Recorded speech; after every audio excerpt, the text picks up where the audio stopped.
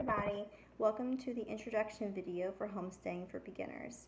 Today I'm just going to list the top 10 pieces of advice that I personally have for anyone who is interested in starting a homestead or may have recently started one.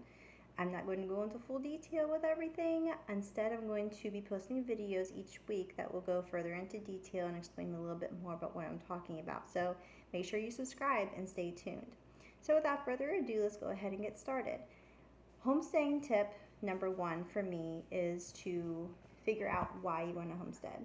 People do it for many different reasons. So if it's for self-sufficiency, if it's a hobby farm, if you want to make money at it, figure out what you're wanting to do, and that will give you a baseline for getting started.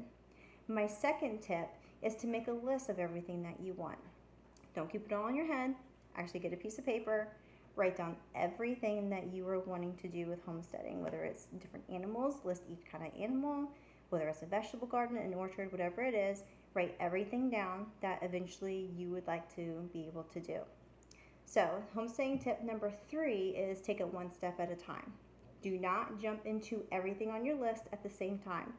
Pick one and then start. Trust me, it will save you a lot of stress, a lot of money, a lot of headache. Homesteading tips number 4 and 5. Do only what you have time for. Do only what you have money for. It's going to take time to start. It's going to take money to start.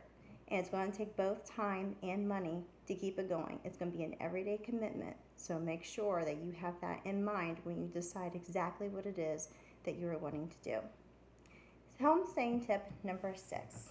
Before you start any area, educate yourself on it. Look at videos, read books, talk to fellow homesteaders. Learn everything that you can about one area before you start it. It will, again, save you a lot of time, a lot of money, a lot of headache.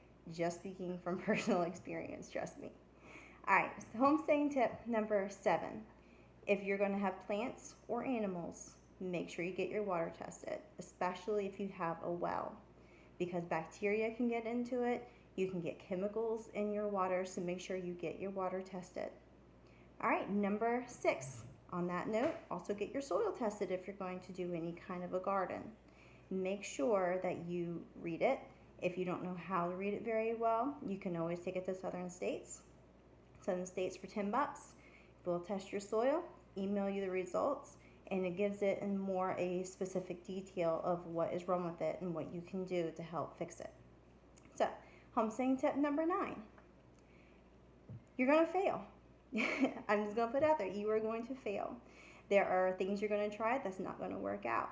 You're going to have animals that die. You're going to have chickens that are stubborn and don't want to lay eggs like they're supposed to.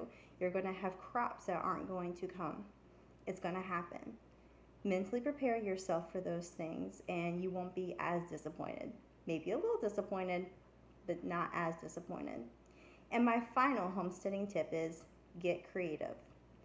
Nobody homesteads the same way. Everybody is different. Everybody has different needs. So make sure you use your resources, because that is, in fact, what homesteading is all about.